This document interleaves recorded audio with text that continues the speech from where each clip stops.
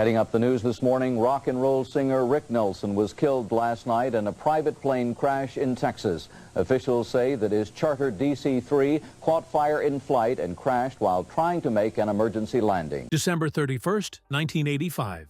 The night music lost one of its brightest lights. Ricky Nelson, America's golden-haired teen idol turned rockabilly icon, boarded a vintage DC-3 with his fiancée Helen Blair and his band for a New Year's Eve performance in Dallas. Moments later, that plane would erupt into flames over the dark woods near DeKalb, Texas. For nearly 40 years, the twisted wreckage was sealed away from public view. Too painful, too mysterious, and too controversial.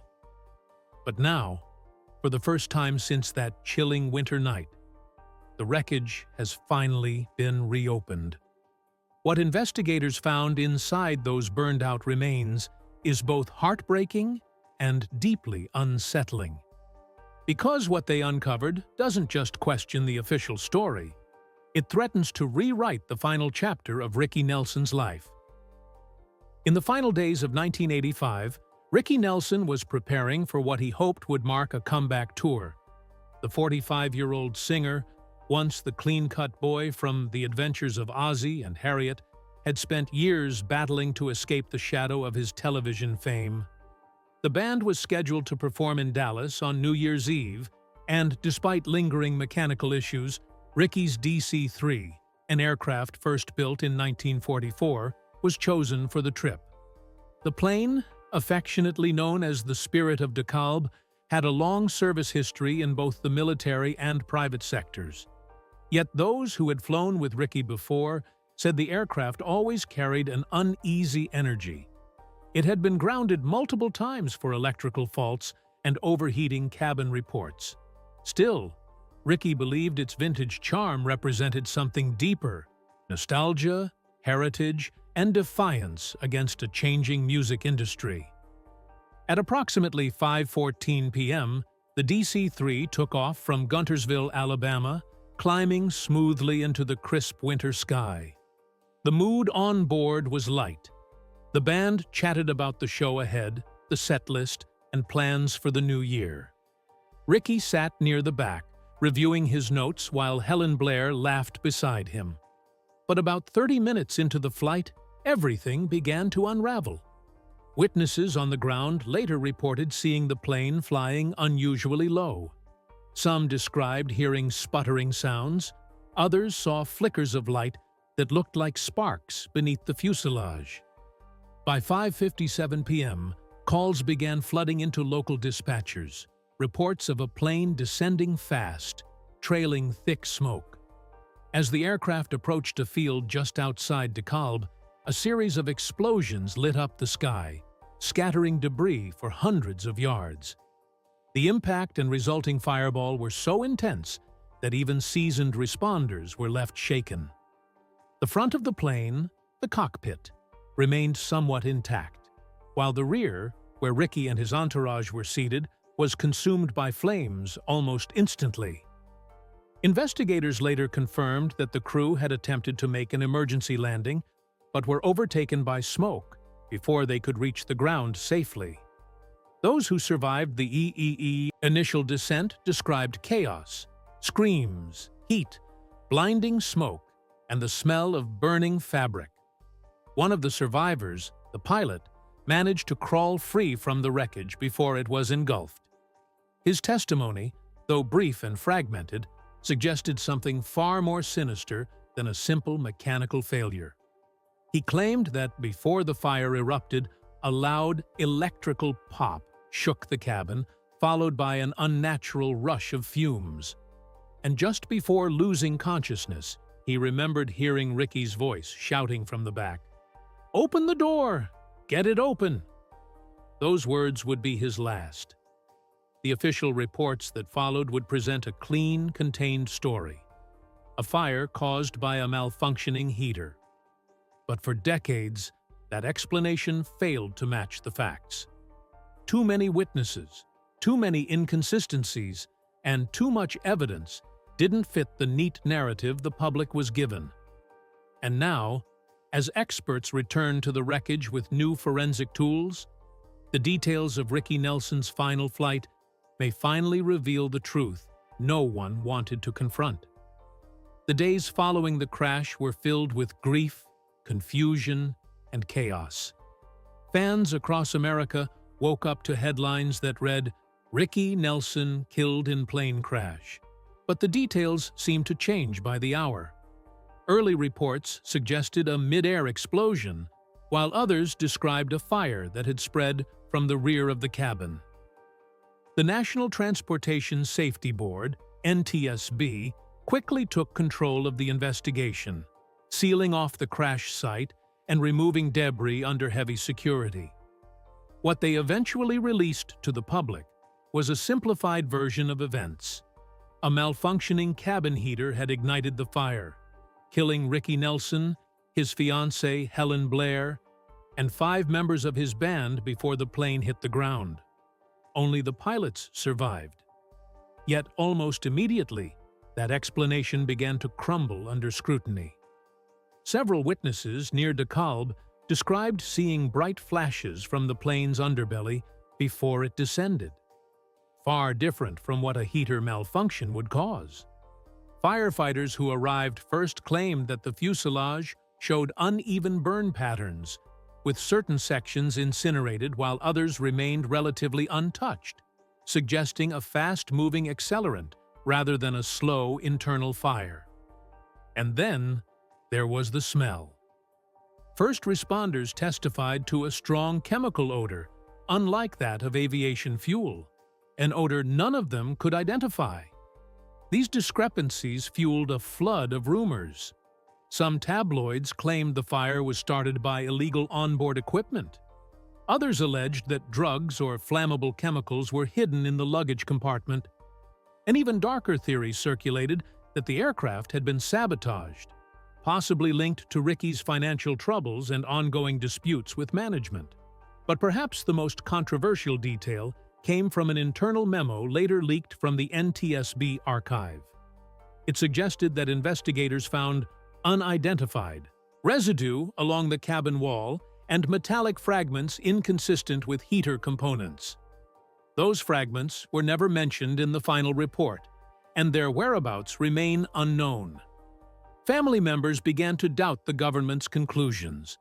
Ricky's brother, David Nelson, once said in an interview that nothing about that crash added up. Not the timing, not the damage, not the silence that followed. Even fans who visited the crash site spoke of strange disappearances, personal effects that vanished from the debris field, sealed evidence containers that never made it to public record. By early 1986, the official narrative was locked in place, but many believed the truth had been buried, along with the wreckage itself. The lack of transparency left space for speculation to thrive, and over the years, whispers grew into legends. Some said the fire started in the electrical system. Others insisted the heater story was a convenient cover-up. Whatever the cause, the secrecy surrounding the investigation only deepened the mystery. And now, nearly 4 decades later, those who've reopened the sealed wreckage say the truth hidden inside might finally expose why the real story was buried in the first place. When the DC-3 went down just outside the quiet town of DeKalb, Texas, it was the middle of a cold, still night. The sky glowed orange as flames engulfed the field, and the sound of distant explosions echoed across the woods. Local farmers were the first to reach the scene, thinking a truck had caught fire, but when they arrived, they realized they were looking at something much worse. The fuselage of the aircraft was torn apart, the tail section split, and debris scattered over hundreds of yards. Despite the intense heat, a handful of rescuers pushed forward through the flames, desperate to find survivors. Among them was volunteer firefighter Charlie Williams, who later described the scene as something out of a nightmare. He said the smell of burning metal mixed with something chemical and sharp, unlike any plane fire he had encountered before. He noticed that while the cockpit area had sustained impact damage, it wasn't consumed by fire. The inferno had started in the rear cabin, where Ricky Nelson and his entourage were seated. Firefighters used hoses and shovels, working frantically, but the heat was too extreme to get close. When the blaze finally died down, what remained was a skeletal shell of the plane.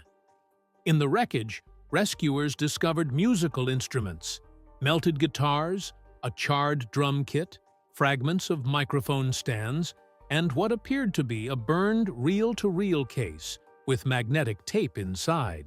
But there were other things that caught their attention, objects that didn't make sense.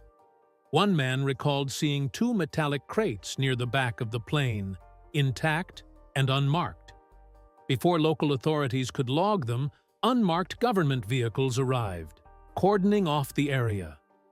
Within hours, those crates were loaded into a van and removed without explanation. Witnesses were told to stay silent. Many of the volunteers later claimed they were warned not to speak to the media about what they saw. Over the next several days, the area was combed by federal investigators wearing hazmat suits, and parts of the field were covered with black tarps. Rumors began swirling in DeKalb that something found in that wreckage had drawn special attention from officials in Washington. Decades later, when one of the original rescuers was interviewed for a documentary, he revealed something chilling. There were things on that plane that didn't belong to musicians. No way. Someone wanted that evidence gone before the world asked questions. For years, the official files made no mention of these early rescuer testimonies. The public was told the plane simply caught fire and crashed, end of story. But those who were there that night insist otherwise. The looks on the faces of the men who arrived later, the secrecy, the sealed boxes, all of it pointed to a truth that never saw daylight. And as the decades passed, the memories of that fiery night haunted everyone who was there. They knew what they saw, and no report could convince them it was just an accident. Now, as the wreckage has been reopened, their testimonies are finally being re-examined, and the story of what really happened on that cold Texas night is starting to unravel in ways no one could have imagined.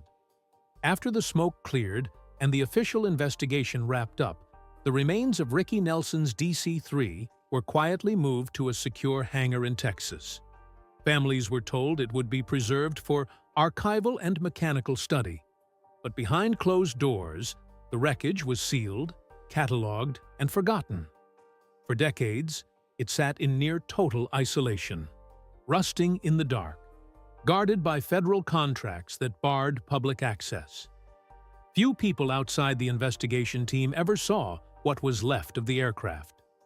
The parts were boxed and labeled with cryptic codes, while certain sections, the tail, the electrical panel, and the cargo hold, were marked restricted. Over time, conspiracy theories swirled, and family members pressed for transparency. But each request to examine the wreckage was denied, citing safety concerns. What no one knew was that several crates containing parts of the plane had been quietly transferred to a private facility near Austin in 1999, under the care of an unnamed aviation research group. There, the wreckage sat untouched for more than 2 decades. Dust gathered on twisted metal frames, seats fused by heat, and fragments of instruments that once carried Ricky's final melodies. Only a handful of technicians ever entered that room. They described a strange atmosphere, an almost sacred stillness, as if time itself had frozen since that fateful night. Then, in 2024, everything changed. After years of public pressure and a wave of renewed interest in unsolved aviation cases, permission was finally granted to reopen the wreckage. A team of forensic analysts, metallurgists, and aviation historians was assembled. Their goal: to re-examine the evidence using modern tools unavailable in 1985, high-resolution scanning, residue mapping, and digital reconstruction would help determine once and for all what caused the blaze. But as the hangar doors creaked open, a chill swept through the team. Before them lay a scene frozen in tragedy, the skeleton of the DC-3 resting like a ghost from another era. The twisted remains of the cabin walls still bore scorch marks. Melted metal hung like wax. Yet even at first glance, something felt off. Some sections of the fuselage showed precision cuts, as if pieces had been removed deliberately. Not by the crash, but by human hands. Old evidence tags were missing. The cockpit voice recorder, rumored to have been lost in the fire, was nowhere to be found. Within hours, questions began to surface. Why were key mechanical components separated from the rest? Who ordered the wreckage to be sealed? And most importantly, what exactly was hidden for nearly 40 years? When investigators began their deep scan analysis, they noticed faint chemical traces embedded in the cabin panels. Chemicals not used in aircraft manufacturing, but in industrial accelerants. It became clear that this was no ordinary fire. As one analyst later said, something burned inside that plane that shouldn't have been there. What they were about to uncover in the coming days would change everything people thought they knew about the Ricky Nelson crash. When the team of modern forensic experts began their detailed inspection of the reopened wreckage, they expected to confirm what the 1985 report had claimed: a faulty cabin heater that had ignited the fire. But almost immediately, their findings contradicted everything in the official record. The heater assembly, once blamed as the source of the blaze, showed no signs of active combustion. The components were intact, free of soot patterns, and bore no evidence of internal ignition. What they did find, however, stunned everyone in the hangar. Inside the cabin walls, investigators detected microscopic residues of aviation fuel, specifically in areas where the fuel lines weren't routed. This meant that gasoline had leaked or been deliberately introduced into parts of the plane where it should never have been. But that was only the beginning. Beneath the scorched flooring, under a panel near the rear fuselage, analysts discovered remnants of a small electrical device, no larger than a shoebox. It had been wired to an independent power source with cables that didn't match the aircraft's original schematics. The configuration looked improvised, possibly installed after the plane's last maintenance inspection. The wires showed melting consistent with an electrical short, one that could have easily sparked a fire if exposed to fumes. It wasn't part of the cabin heater. It wasn't part of any entertainment system, and it definitely wasn't in the original design. Forensic technicians debated its purpose. Some suggested it might have been an auxiliary power converter, possibly used to run studio or recording equipment. Others believed it was linked to an unregistered heating or cooling unit added without proper documentation. But one expert raised a darker theory. What if the device had been used to conceal contraband or activate a small heating element externally? If that were the case, it could explain the unusual chemical residues and the rapid spread of flames that consumed the back of the plane in seconds. More chilling was what the data from material scans revealed. Around several of the melted metal sections, traces of ethylene glycol and benzene compounds were found, chemicals not used in aviation-grade fuel, but commonly found in certain industrial solvents and accelerants. In simple terms, the fire burned far hotter and faster than any mechanical fault could cause. It was as if the blaze had help. Forensic metallurgist Dr. Amelia Rourke, who led the modern study, said in a later interview, "This was not a spontaneous heater malfunction. The damage pattern suggests a directional fire, one that spread intentionally or unnaturally from a concentrated point of ignition."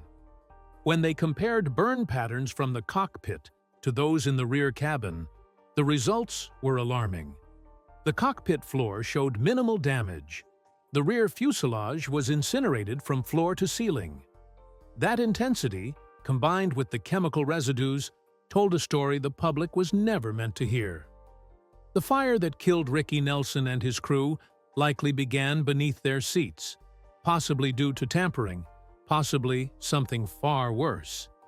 Even more suspiciously, flight logs from earlier that month showed maintenance performed on the aircraft's electrical systems by a private contractor who later vanished from FAA records. His name was redacted in the reopened files. For years, fans and family had doubted the official heater theory. Now, for the first time, science was on their side. The crash wasn't a tragic accident, it was a catastrophe born of deliberate negligence, concealment, or something darker. And as investigators dug deeper into the wreckage, they were about to uncover the most haunting discovery of all: the sound of Ricky Nelson's final moments captured on a melted tape buried in the debris.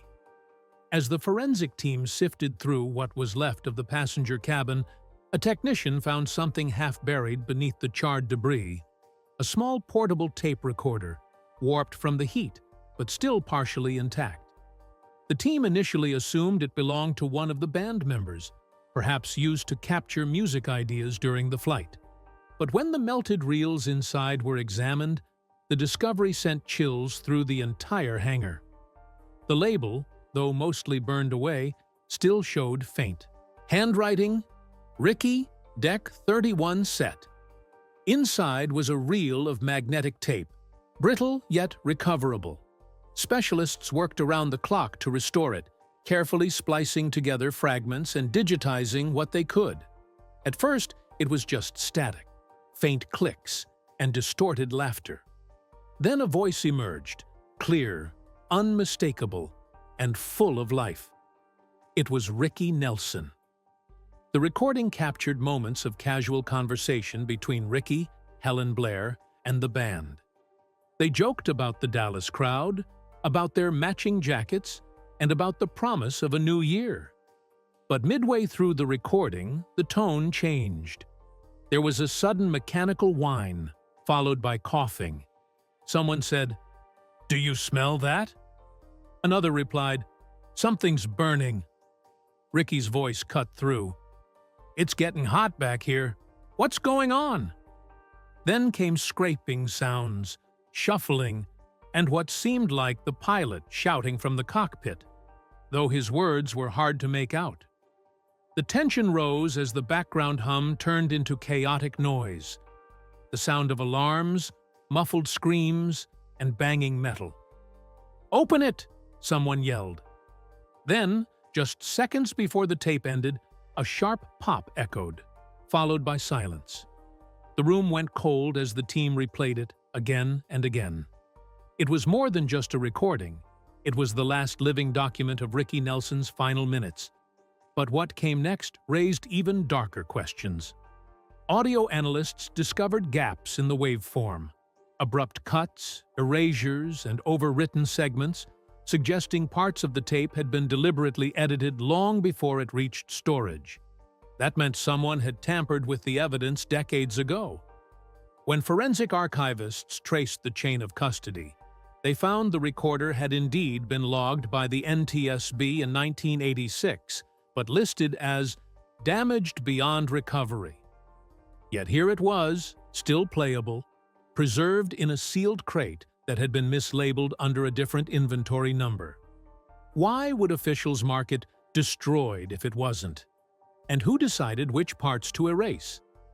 Even more intriguing was a faint secondary sound that digital filters later revealed, a distant rhythmic clicking, like switches being flipped repeatedly.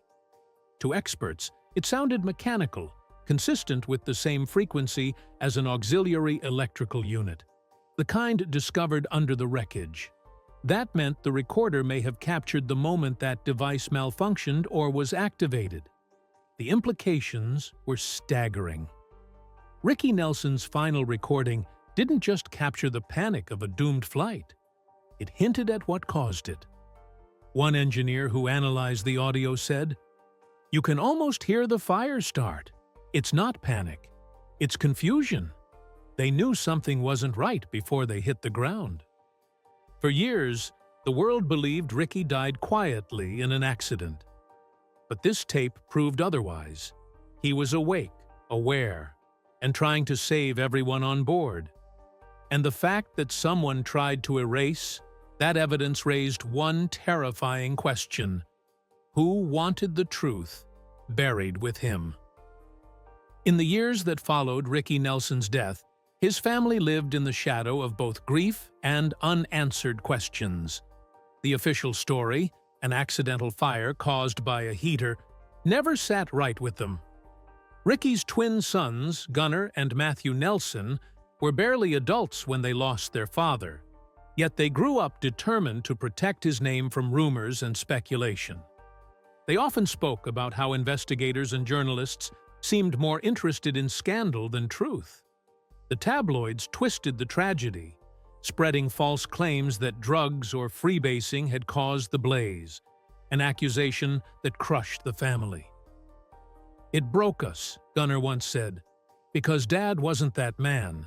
He was a professional, he was meticulous, and he cared about every detail of his life." But despite years of pleas, the Nelsons were never allowed full access to the investigation materials.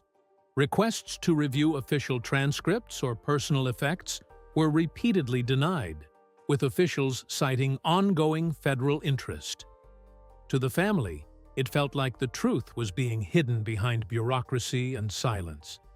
As time passed, Ricky's memory endured through his music. Fans remembered the boy with the soft smile, the star of the adventures of Ozzie and Harriet, and the man who gave rockabilly its modern pulse. Yet behind the nostalgia was an unhealed wound, a legacy clouded by suspicion. Gunnar and Matthew carried their father's voice through their own music, using their platform to honor his artistry while quietly battling the weight of unanswered questions. The reopening of the Wreckage decades later reignited old pain. When news broke that forensic experts had found inconsistencies in the official explanation, the Nelson family felt both vindicated and devastated. For years, they had been told to let it go. Now, evidence proved their doubts were justified. The discovery of the missing tape recorder, especially with proof it had been tampered with, felt like a betrayal on top of tragedy. If they could hide that, Matthew reportedly told a journalist, what else did they hide? Even Helen Blair's family joined the renewed call for transparency, demanding access to the unreleased NTSB archives and original crash photos. The silence from authorities was deafening. Not one official stepped forward to address the revelations publicly. Instead, statements were recycled, citing respect for privacy and the integrity of historical records. To many, it sounded like the same wall of secrecy that had surrounded the crash since 1985. Yet in the midst of this, Ricky's legacy continued to grow. Younger generations discovered his music, songs like Travelin' Man and Garden Party, and found in them a voice that still resonated across time. For the Nelsons, it was a bittersweet reminder that their father was more than the tragedy that claimed him. He was a pioneer, an artist, and a man whose final moments now told a story of courage rather than mystery. Still, the reopening of the Wreckage revealed something more profound than any forensic detail: a family's fight for truth against a silence that lasted nearly 4 decades. And that silence was about to be shattered completely, because inside the reopened plane, investigators were about to find something that changed the story forever. An object that would reveal exactly what happened in Ricky Nelson's final moments. When investigators reached the final stages of their examination, they turned their attention to the last remaining sealed compartments of the DC-3, 2 metallic storage boxes that had remained untouched since 1985. These boxes, identified on the manifest as MISC cargo, had been quietly moved from the crash site before the first press photos were ever taken. For nearly 40 years, no one had been allowed to open them. Now, under controlled conditions, and with the Nelson family's permission, forensic teams finally broke the corroded locks. Inside, they discovered a collection of items that felt almost frozen in time. The first crate contained personal belongings, scorched jewelry, fragments of instruments, and a leather jacket with the initials RN still faintly visible. Tucked inside one of its pockets was a folded piece of paper, miraculously preserved by the heat-resistant lining. Written in blue ink, the note appeared to be from Ricky himself. It read simply, "Keep going no matter what happens. We're almost there." The handwriting matched confirmed samples from his tour notebooks. It wasn't a song lyric, it was a message of reassurance, possibly written mid-flight as the crisis unfolded. The second crate, however, held something far more mysterious. Beneath layers of debris and melted plastic lay an intact flight logbook, a clipboard, and several sheets of cockpit notes charred around the edges. On one page, investigators found a hastily scribbled line from co-pilot Kenneth Ferguson. "We can't hold it. Too much smoke." It was time-stamped just minutes before the crash. The writing suggested the crew had remained conscious and fighting until the very last second, contradicting earlier reports that claimed everyone in the cabin had succumbed to smoke inhalation long before impact. Forensic teams also found fragments of an electrical component wrapped in heat-resistant tape, possibly part of the mysterious device discovered under the floor panels. When analyzed, it revealed signs of tampering.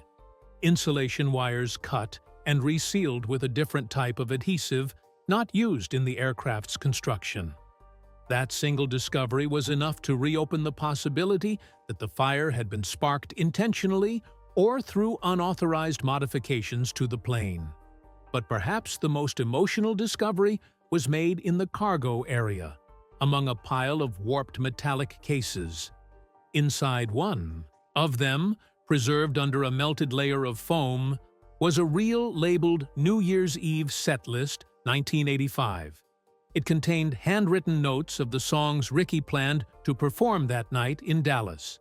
"Hello, Mary Lou," "Poor Little Fool," and a brand new unreleased ballad titled "The Road Home." The song had never been recorded or published. Its existence, found within the wreckage, symbolized everything Ricky Nelson had been fighting for: rebirth, redemption, and a return to the stage. The team handling the wreckage described the moment they unearthed it as haunting. One of the lead researchers reportedly removed his gloves, placed the fragile sheet aside, and whispered, "He never got to sing it." When the final report of the reopened investigation was presented, it didn't name a culprit. There was no definitive proof of sabotage, only evidence that something had gone terribly wrong inside that plane, and that someone had hidden vital details for decades. But for the Nelson family, the new findings offered a measure of peace. They now knew their father hadn't died unaware or alone. He'd fought, reassured his band, and tried to keep everyone calm until the very end.